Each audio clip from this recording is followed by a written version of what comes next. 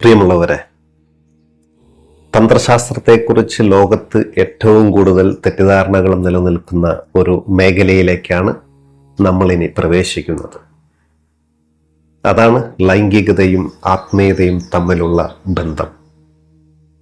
എല്ലാ മതങ്ങളും പാരമ്പര്യങ്ങളും ലൈംഗികതയെ ആത്മീയതയ്ക്കെതിരായി നിർത്തിയപ്പോൾ തന്ത്രം മാത്രമാണ് അതിനെ പരമമായ ആദരവോടെ സമീപിച്ചത്.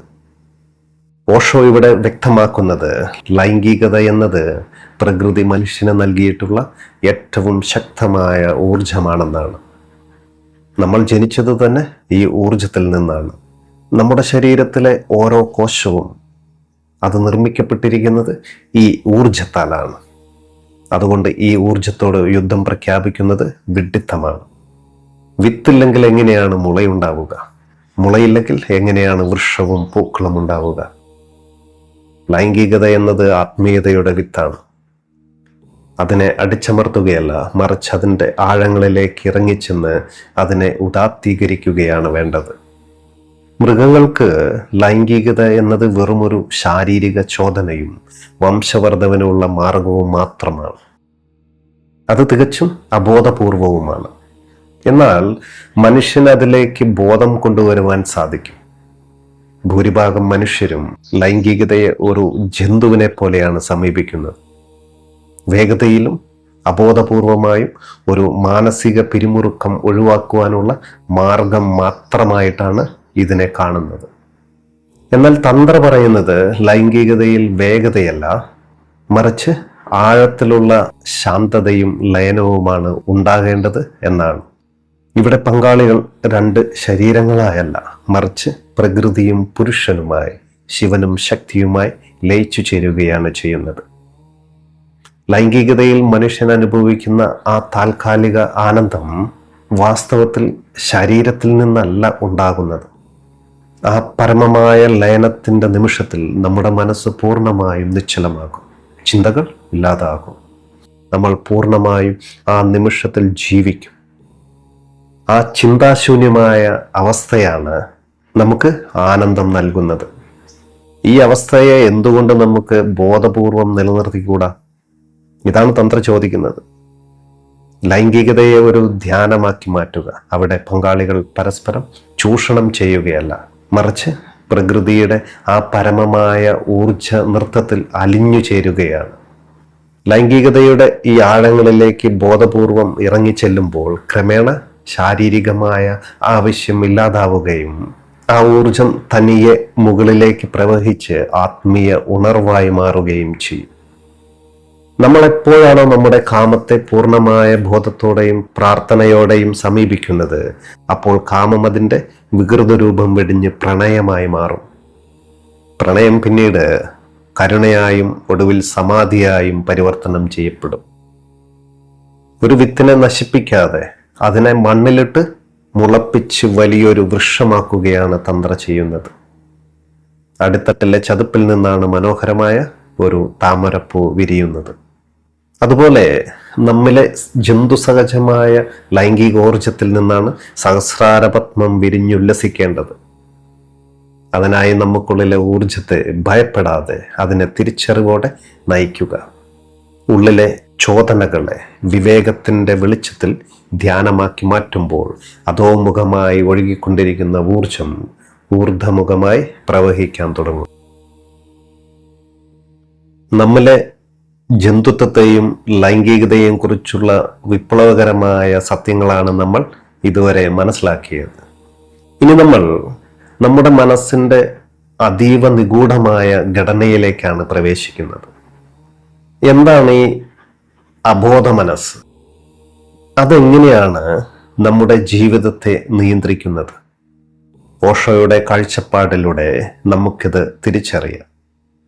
സ്നേഹമുള്ളവരെ, വാസ്തവത്തിൽ പ്രകൃതിയാ മനുഷ്യന് ഒരവബോധ മനസ്സിൻ്റെ യാതൊരുവിധ ആവശ്യവുമില്ല.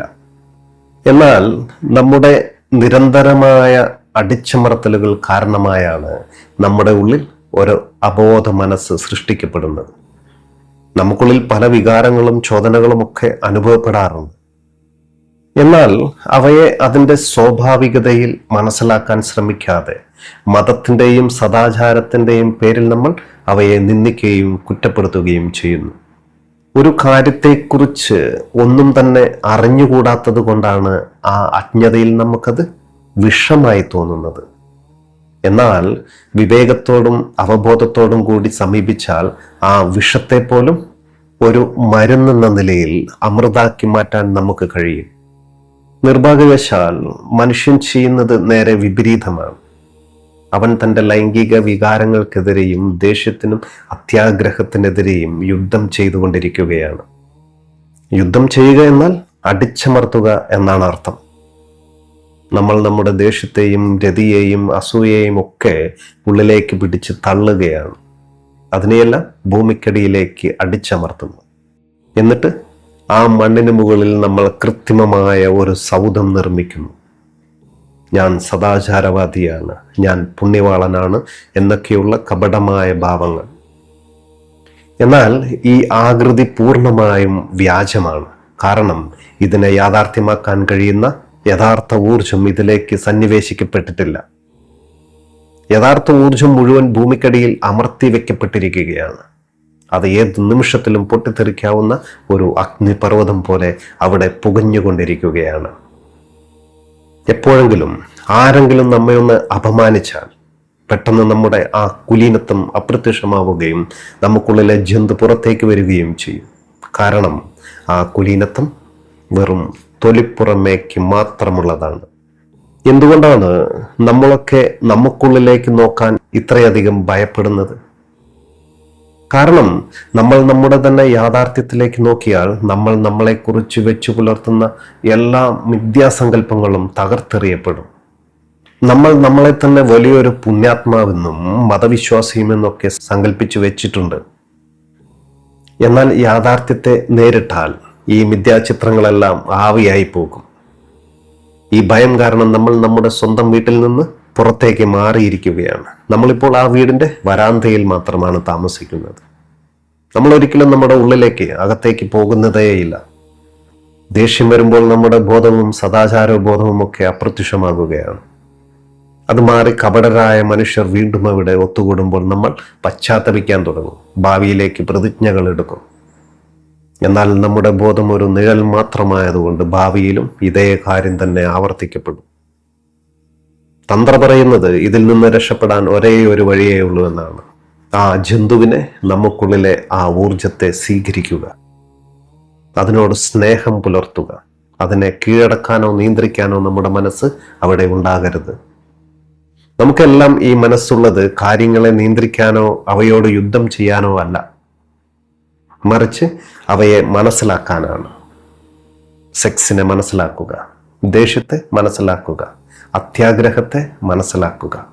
അവ എപ്രകാരമാണ് നമുക്കുള്ളിൽ പ്രവർത്തിക്കുന്നതെന്ന് ജാഗരൂകനായി കണ്ടെത്താൻ ശ്രമിക്കുക. ഈ ജന്തുസഹജമായ വാസനകളുടെ നീക്കങ്ങളെക്കുറിച്ച് നിരന്തരം ബോധവാനാകുക. ഈ ചോദനകളോടൊപ്പം ആഴത്തിൽ ഉള്ളിലേക്ക് നീങ്ങാൻ കഴിഞ്ഞാൽ അവിടെ യാതൊരു വിഭജനവും ഉണ്ടാവില്ല. അപ്പോൾ നിങ്ങളിൽ ഒരു അവബോധ മനസ്സുണ്ടാവില്ല. ഉള്ളിലൊരൊറ്റ ബോധമനസ്സ് മാത്രമേ അവശേഷിക്കുകയുള്ളൂ. നമുക്കുള്ളിലെ അവബോധ മനസ്സിന്റെ ഇരുട്ടറകളിലേക്ക് അവബോധത്തിന്റെ വെളിച്ചം വീശുമ്പോഴാണ് കപടമായ മുഖംമൂടികൾ അഴിഞ്ഞു വീഴുന്നതും നമ്മൾ നമ്മുടെ സത്തയുടെ യഥാർത്ഥ യജമാനന്മാരായി മാറുന്നതും. നമ്മൾ നമുക്കുള്ളിലെ ജന്തുവിനെയും മനസ്സിന്റെ ഇരുട്ടറകളെയും കുറിച്ച് മനസ്സിലാക്കി കഴിഞ്ഞു. ഇനി നമ്മൾ ജീവിതത്തിന്റെ ഒഴുക്കിനോട് സന്ധി ചെയ്തുകൊണ്ട് എങ്ങനെ ഒരു യഥാർത്ഥ യജമാനനായി മാറാം എന്നാണ് ഓഷോ നമുക്ക് കാട്ടിത്തരുന്നത്. പലരും ചോദിക്കാറുണ്ട്, ഈ ടൗണുകളിലെയും നഗരങ്ങളിലെയും ഭയങ്കരമായ ശബ്ദകോലാഹലങ്ങളെ എങ്ങനെ നമുക്ക് ഭാവാത്മകമാക്കി മാറ്റാമെന്ന്. ഓഷോ പറയുന്നു, നിങ്ങൾ കാര്യങ്ങളെ നിഷേധിക്കുന്നവനാണെങ്കിൽ നിങ്ങൾക്കെല്ലാം നിഷേധാത്മകമായി തോന്നും. ഈ ലോകം ഒരു കണ്ണാടി മാത്രമാണ്, അതിൽ നിങ്ങൾ തന്നെയാണ് പ്രതിഫലിക്കുന്നത്. ഓഷോ ഒരിക്കൽ ഒരു ഗ്രാമത്തിലെ റെസ്റ്റ് ഹൗസിൽ താമസിക്കുമ്പോൾ അവിടെ ഒരു മന്ത്രിയും ഉണ്ടായിരുന്നു.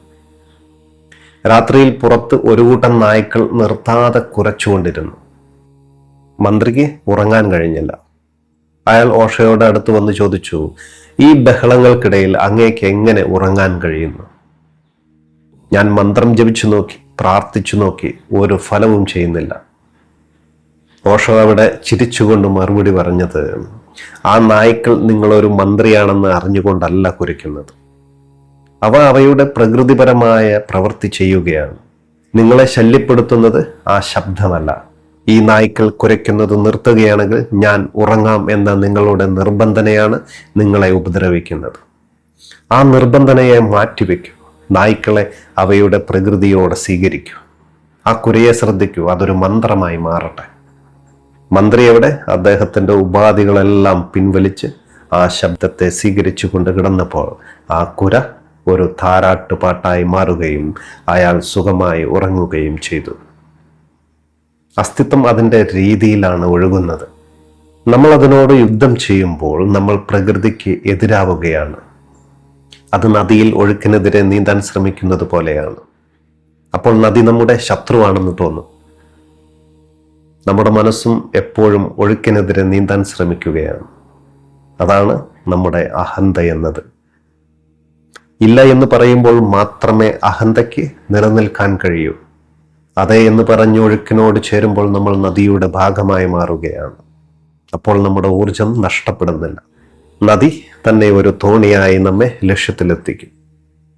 നമ്മൾ നമുക്കുള്ളിലെ ചോദനകളെ ബലം പ്രയോഗിച്ച് നിയന്ത്രിക്കാൻ നോക്കുമ്പോൾ നമ്മൾ അവിടെ അടിമകളായി മാറുകയാണ്. ഒരു യഥാർത്ഥ യജമാനൻ ഒരിക്കലും പരിശ്രമത്തിലൂടെയല്ല ഉണ്ടാകുന്നത്.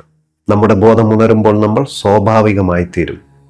അവിടെ നിയന്ത്രണങ്ങളുടെയോ യുദ്ധങ്ങളുടെയോ ആവശ്യമില്ല. ബോധമാണ് നമ്മളെ യജമാനനായി മാറ്റുന്നത്. മനുഷ്യൻ ജീവിതത്തെ ഭയപ്പെടുന്നത് അത് പ്രവചനാതീതമായതുകൊണ്ടാണ്. നമ്മുടെ മനസ്സിന് സുരക്ഷിതത്വവും നിശ്ചിതത്വവും വേണം. അതുകൊണ്ടാണ് ഒഴുകുന്ന പ്രണയത്തെ മനുഷ്യൻ കെട്ടിയിട്ട് വിവാഹമെന്ന മൃദമായ സ്ഥാപനമാക്കുന്നത്. സുരക്ഷിതരായിരിക്കാൻ മരിച്ചവർക്ക് മാത്രമേ കഴിയൂ. ജീവനുള്ള ഒരുവൻ അരക്ഷിതനായി ജീവിക്കാൻ തയ്യാറാകണം. നോക്കൂ, നമ്മുടെയൊക്കെ ജീവിതം ദ്വൈതമാണ്. അതായത് സുഖവും ദുഃഖവും ഒരു നാണയത്തിന്റെ ഇരുവശങ്ങളാണ്. താഴ്വരകളില്ലാതെ കൊടുമുടികളില്ല, മരണമില്ലാതെ ജീവിതവുമില്ല. ഒരു ശ്വാസം ഉള്ളിലേക്ക് എടുക്കുമ്പോൾ തന്നെ അത് പുറത്തേക്ക് വിടുകയും വേണം. ഉള്ളിലേക്ക് മാത്രം ശ്വസിച്ചാൽ നമ്മൾ തീർച്ചയായിട്ടും മരിക്കും. രണ്ടും ഒരുമിച്ചുള്ളതാണ്. ഈ ദ്വൈതഭാവത്തെ പരാതികളില്ലാതെ പൂർണ്ണമായി സ്വീകരിക്കുന്നവനെയാണ് പ്രബുദ്ധൻ എന്ന് വിളിക്കുന്നത്. അവൻ ഒഴുക്കിനൊപ്പം നീന്തുന്നവനാണ്. ആ ജന്തുവിനോടും പ്രകൃതിയോടും കൃതജ്ഞതയുള്ളവനായി മാറുക.